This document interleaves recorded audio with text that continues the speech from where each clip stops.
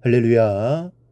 사랑하는 대강의 가족 여러분, 오늘 하루도 하나님의 말씀과 동행하는 삶이 되길 소망합니다. 오늘 함께 나눌 하나님의 말씀은 마가복음 4장 10절에서 13절 말씀입니다.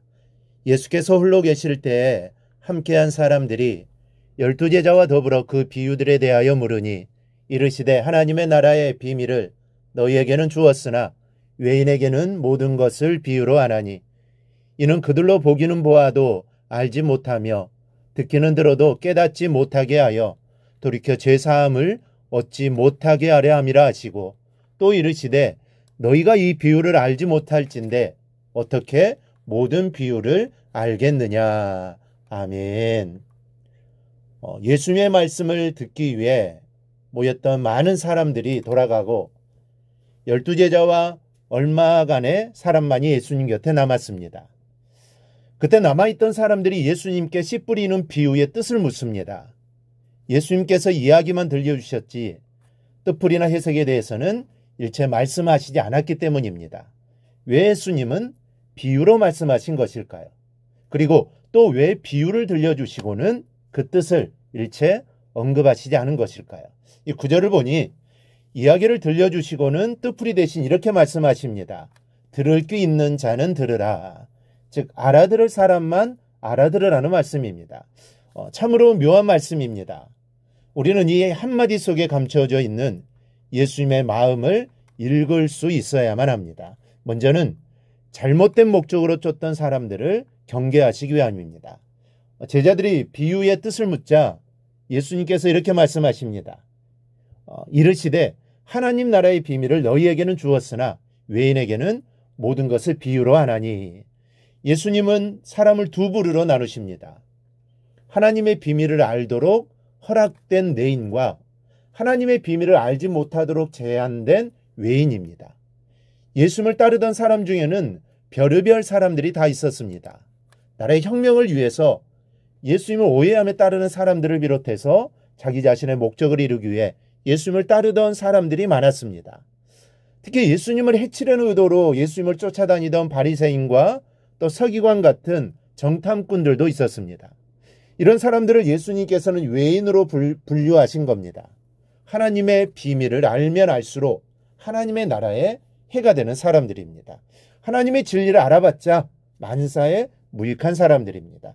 이런 사람들의 눈과 귀를 비유로 막아버리신 겁니다. 그래서 12절에서는 이렇게 말씀하십니다.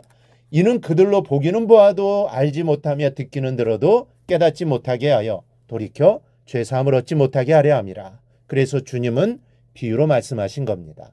중요한 것은 예수님 안에 있는 것입니다. 예수님이 외인이라고 말씀하시는 뜻은 집 밖의 사람이라는 뜻이 아닙니다. 예수님 밖에 있는 사람입니다. 예수님의 마음이나 전해주시는 진리에 마음을 두지 않는 사람들을 가리킵니다. 이런 사람들은 구경꾼들 뿐입니다. 예수님의 마음으로 파고들지 못하기 때문에 보아도 알지 못하고 들어도 깨닫지 못하는 겁니다. 구경꾼에게는 재미는 있을지 모르지만 사실 남는 거는 없다라는 것을 여러분 기억해야 합니다. 그러니 우리는 외인이 아닌 그리스도의 사람이 되어야 합니다.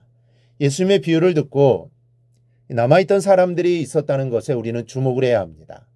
예수님의 제자들이야 마땅히 남아있어야 하는 사람들입니다. 그러나 제자가 아닌 사람들이 남아있었다라고 10절은 증언합니다. 이 사람들이 왜 남아있었을까요?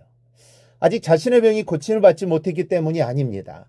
아직 더 얻어먹어야 할 보리떡이 남아있었기 때문도 아닙니다. 더 많은 기적을 기대하는 것도 아닙니다. 이 사람들은 예수님이 들려주셨던 비유의 뜻이 궁금했습니다. 도대체 왜 이런 말씀을 들려주시는지 알지 못하면 집에 돌아갈 수 없었던 사람들입니다. 여러분, 우리는 외인이 되지 말아야 합니다. 기껏 신앙의 구경꾼이 되어서야 쓰겠습니까? 그리스도의 사람이 되어야 합니다. 예수님의 사람으로 그 능력과 권세를 체험해야 합니다. 그러기 위해서는 예수님과 함께 있어야 합니다. 예수님과 함께 있기를 즐겨야 하는 겁니다. 깨달음이 있을 때까지 말씀을 듣고 또 확신이 올 때까지 기도하는 법을 배워야 합니다. 여러분, 말씀이 깨달아지기까지 예수님의 옷자락을 놓지 마시기 바랍니다. 머리로 이해한 것이 깨달은 것은 아닙니다. 주일날 말씀을 듣고는 그것으로 끝나는 성도들이 있습니다. 들은 것은 들은 것이고 생활은 생활인 분들이 있습니다. 그저 좋은 말씀 들었다고 생각하고는 집으로 돌아갑니다. 그것으로 그만입니다. 여러분, 이런 분들은 말씀이 살았고 운동력 있는 역사를 체험할 수가 없습니다. 말씀을 받았으면 그 말씀이 내 안에 역사하기까지 부여잡고 기도하는 것이 필요합니다. 오늘 예수님께서 남아있던 사람들에게서 우리가 배워야 할 것이 바로 이것입니다. 말씀을 계속 되새김질하면서 더 깊은 깨달음으로 더 깊이 나아가야 합니다. 그러면 예수님께서 또 말씀해 주십니다. 그럴 때 그 말씀이 바로 내 것이 되는 겁니다. 그리고 그 말씀은 내 구체적인 생활 속에서 나를 변화시키고 내게 능력을 힘있게 하면서 이겨내야 할 것들을 능히 이기도록 하시는 겁니다. 이런 믿음의 삶이 바로 예수님 안에 그리스도인의 능력의 삶입니다. 여러분, 사람에게 왕따가 되는 것만 마음 아파해서는 안 됩니다. 예수님께 왕따가 되면 문제가 진짜 심각합니다. 예수님께서 외인 취급을 하셨다는 것은 왕따가 되었다는 뜻입니다. 우리 교회 믿음의 식구들은 예수님 마음에 꼭 드는 그리스도인이 되기를 소망합니다. 늘 주님과 함께하며 늘 주님과 동행하며 주님의 기쁨을 위해 살아가기를 바랍니다. 그리하여 주님이 기뻐하시는 성도님들이 되기를 주님의 이름으로 축원합니다. 오늘 묵상한 말씀을 굳게 잡고 삶으로 실천하며 살아내는 대강의 모든 성도들이 되기를 축복합니다.